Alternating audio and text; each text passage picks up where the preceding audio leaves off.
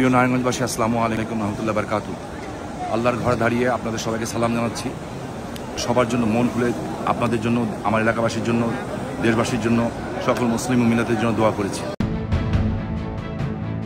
বৈষম্য বিরোধী ছাত্র আন্দোলনে শিক্ষার্থীদের উপর সরাসরি গুলি চালিয়েছেন দেশের অন্যতম গণমাধ্যম যুগান্তর, ডিবিসি ও দেশ রূপান্তরের সাংবাদিক। গত 19 জুলাই নারায়ণগঞ্জ শহরের বঙ্গবন্ধু সড়কে শামীম ওসমানের নেতৃত্বে সন্ত্রাসী বাহিনীর আগ্নেয়াস্ত্র দিয়ে গুলি করার এমন একটি ভিডিও সামাজিক যোগাযোগ মাধ্যমে ছড়িয়ে পড়েছে। দুটি আগ্নেয়াস্ত্র হাতে ছিলেন ডিবিসি টেলিভিশন ও যুগান্তর পত্রিকার নারায়ণগঞ্জ জেলা প্রতিনিধি রাজু আহমেদ। দেশ রূপান্তর পত্রিকার জেলা প্রতিনিধি কমল খানকেও অস্ত্রের মহড়ায় দেখা যায়।